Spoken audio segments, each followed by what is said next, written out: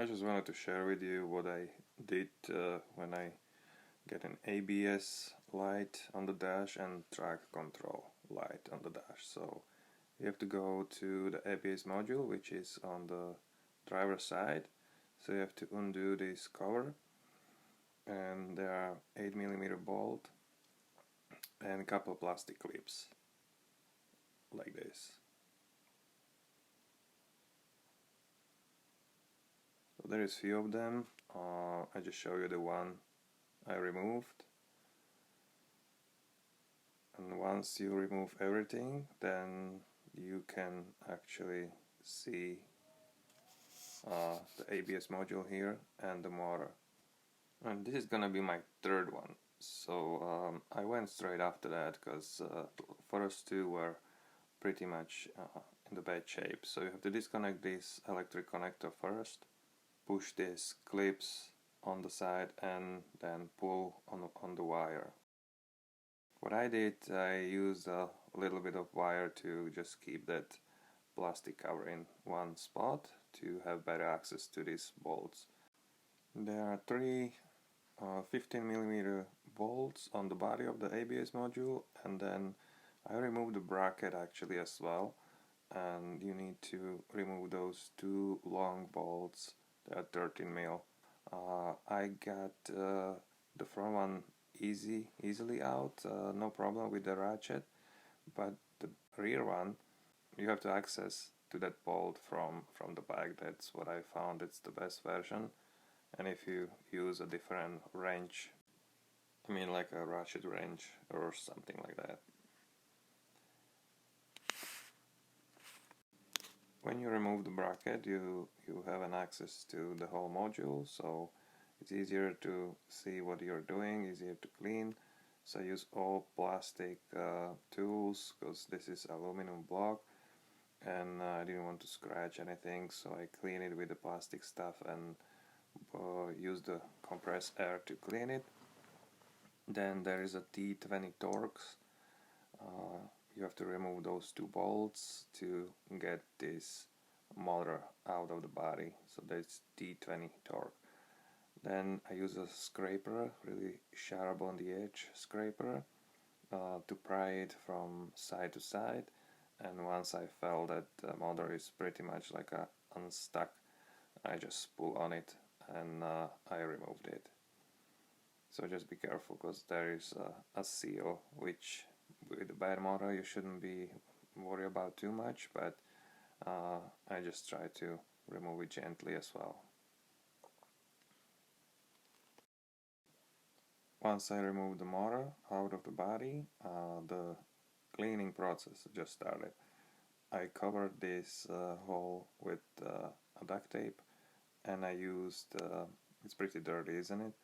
And I used Windex, which actually is a good cleaning agent, and a brass brush to clean the whole body. You can of course clean it with your preferred cleaning agent, but just keep in mind this is aluminum, so it shouldn't corrode the aluminum. The motor has two holes on the bottom, which should let any water or moisture to drain out of the motor. But also, there is no shield, which would prevent to get some moisture into the motor, so that's a bad design. I'll get to it at the end of the video. I'll go very quick about testing the motor itself. When the groove of the connector is on top, the left side is the ground, the right side is the positive terminal. You can also use the scanner to check the motor. In my case, the motor was dead, was giving back the error code right away. What is interesting, when I pull the motor out of the body, ABS module body, and I applied 12 volts into those two connectors, it started turning on me. So I knew that motor was bad before, but when I took it off, it was running, and I don't trust that motor anymore, so I'm not gonna put it back in. What I will do instead is to install another motor. Unfortunately, it's the old motor from the car which was on the scrapyard. I couldn't find any brand new motors on the market somewhere on the internet, so hopefully the other motor will work properly. this motor has a shaft which works on eccentric movement, eccentric rotation, so it's not in the middle. And to install it, you install it into the ring which rotates inside of the bigger hole and moves little cylinders which are on each side back and forth. So what I did, I installed it without any screws first, and I found a hole, and then I wiggle it to each side, so my 2 holes on the motor were lined up with 2 holes on the ABS module body. Then I applied a little bit of silicone to make sure the moisture will not get into the motor from that mating surface, and I installed the motor.